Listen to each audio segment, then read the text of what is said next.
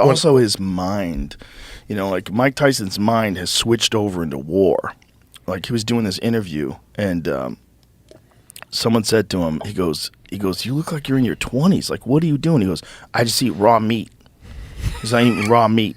He goes, you're eating raw meat? He goes, yeah, I'm eating raw meat.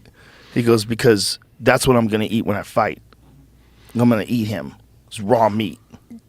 Yeah, see, I was like, Jesus Christ. He's in this fucking mode. He's in that God of War mode. And that he's still got that in him. And I'm telling you, if you keep giving that guy hormones and you keep giving that guy supplements and he's constantly training, hear this. Look at this. What are you eating? Raw meat. Seriously, Mike. You're eating raw meat?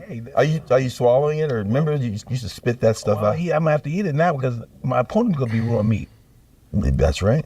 Did you look like 20 years old? Now, I saw the beginning of this interview where he had a shirt on, right? Yeah. And he was sweating so much he had to take the... He took his shirt off and they just put the microphone on his shoulder. Yeah. Bro, he's in savage mode right now. He's in savage mode. If I was Jake Paul right now, I would be shitting my pants. Oh, bro! If I'm fighting this guy and I see he's eating raw meat, I call the fucking thing off. It's all the experiences that he has had as a conqueror. You have to take those into consideration. When a man has smashed men before, just smashed men, like when no one can stand in front of him, that is in his mind still. That's in there. There's a dark chamber in his mind that he can open up. Yeah. And I think he's got it open. The question is, can his body move along with it? But that part of his mind, like you're clearly seeing, he's terrifying when he's in the zone. I changed the shape of the table because of him. This table was, we had the table that was this size at the old studio, and at the new studio, I was like, maybe we'll make the table smaller. It'll be more intimate. It'll be closer to the guests. So we had Mike Tyson in when he was 300 pounds. And he was just eating and having fun and smoking weed. He goes, I don't even work out. He goes, if I work out, it'll excite myself. It'll excite my ego. And then I don't like that person. So he just decided that he was just going to be chill Mike Tyson. And then he got this offer to fight Roy Jones Jr. Yeah. So he gets in insane shape. And the next time I see him, the second podcast we do, Mike now weighs 230 pounds, and he's got these muscles in his forearms. So he's sitting there, and he's a different human. He's so intense that I was like, if this table was closer to him, I would be nervous. Like, I wouldn't be able to do my best job as a podcaster. That's the reason why this table is this width. Is the second podcast I did with Mike Tyson. Even Jamie, when Mike left, Jamie's like, that's a different person. It's a totally different person, right? I was nervous the whole time. I was so glad I was close to the door. Hoping he went for you first. He was so intense. He was so intense.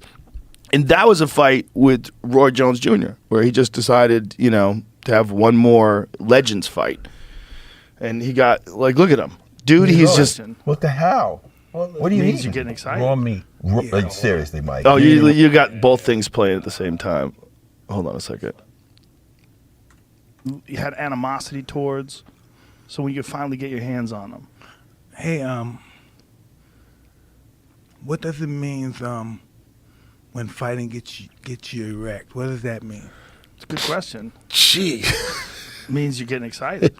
Yeah. So that's going through your mind right now. Well, that's how I get when I was a kid, and sometimes I get the twinkle. The twinkle. Yeah. Well, that's what I'm saying. It's like you reached a state as a human being, as a champion, as a ferocious fighter.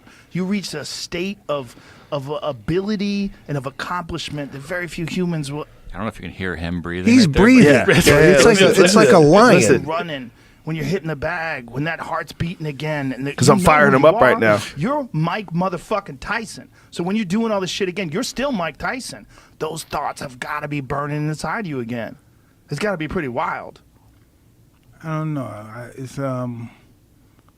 It's wild, but I believe it's rightfully so to be that way, and I just know how to. I don't think I mastered it, but I just know how to deal with it. I don't let it overwhelm me.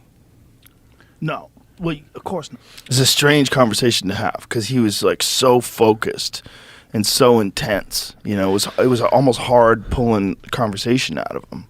At any time, did you feel afraid. I'm always afraid when I'm around that guy. Kevin Hart said it best. He goes, "It's like being in a room with a lion." Like even if the lion is like, Jamie Foxx's old joke is like someone let a pit bull let loose in the room. They don't know whose it is. and then Jamie's got to play him in a movie, which has got to be terrifying. Like, don't piss that guy off.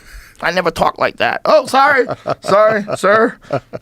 I'm curious. I'm gonna watch the fight. We're all gonna watch the fight. Yeah. I'm gonna watch it. I mean, it's a brilliant move by Jake, because like if he was gonna fight anybody else, people would watch, but would the same amount of people watch? No. This is the one, and this is the one where the old heads are all sitting around like going, well, fucking wait till he gets a hold of Mike Tyson. Boy, he's gonna regret that. And all the old guys are like pulling for him, like, come on, Mike, come on, one more. You got one more in you.